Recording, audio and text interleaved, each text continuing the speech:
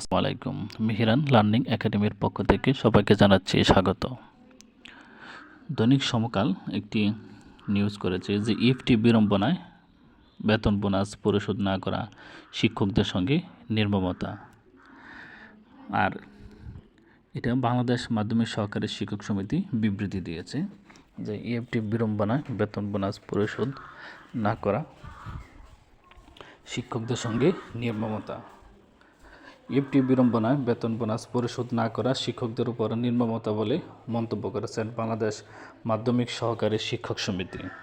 সংগঠনটির কেন্দ্রীয় কমিটির সভাপতি জাহাঙ্গীর হোসেন ও সাধারণ সম্পাদক নুরে আলম বিপ্লব এক যৌথ বিবৃতিতে এই মন্তব্য করেন। অর্থাৎ যে ইএফটি নামে যে বেতন বোনাস পরিশোধ না করা, এটা শিক্ষকদের উপর এক ধরনের নির্মমতা বলে, এটাও কম হয়ে যায়, নির্মমতা বলে মন্তব্য করেছেন মাধ্যমিক সহকারী শিক্ষক সমিতি। আর এই সংগঠনটির কেন্দ্রীয় কমিটির সভাপতি এবং সাধারণ সম্পাদক একটি বিবৃতি দিয়েছেন। নেতৃবৃন্দ বিবৃতিতে বলেন, ইএফটিতে বেতন প্রক্রিয়া চলমান রাখার অজুহাতে এমপিওভুক্ত শিক্ষকদের 4 মাস অতিবাহিত হচ্ছে। ডিসেম্বর থেকে শুরু করে ডিসেম্বর, জানুয়ারি, ফেব্রুয়ারি, মার্চে 4 মাস অতিবাহিত হচ্ছে, কিন্তু বেতন ভাতা দেওয়া হচ্ছে না। এতে শিক্ষক কর্মচারীরা মানবেতর জীবনযাপন করছে। সরকারি বেসরকারি সকল দপ্তরে বেতন হচ্ছে, অথচ এমপিওভুক্ত শিক্ষক কর্মচারীদের বেতন হচ্ছে না। ইএফটি প্রক্রিয়ার কাজ সম্পাদন করার পাশাপাশি বেতন চলমান রাখা উচিত ছিল।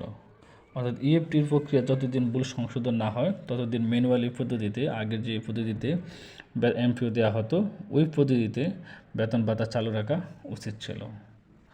তারা বলেন, ইএফটি প্রক্রিয়ায় কাজ বেতন আনতে দেশের আর কোনো সরকারি খাতের কর্মকর্তা কর্মচারীগণ এমন বিড়ম্বনা ও নির্যাতনের শিকার হয়নি।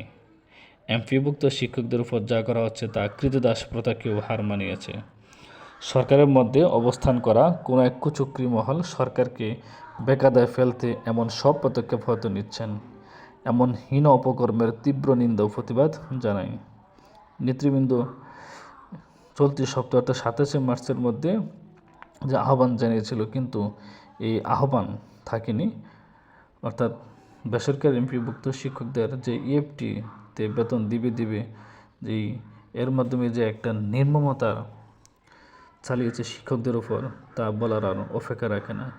এতক্ষণ সাথে থাকার জন্য ধন্যবাদ। যারা এখনও চ্যানেলটি সাবস্ক্রাইব করেননি, চ্যানেলটি সাবস্ক্রাইব করবেন এবং বেল আইকন বাটনে ক্লিক করবেন। ধন্যবাদ সবাইকে। আসসালামু আলাইকুম।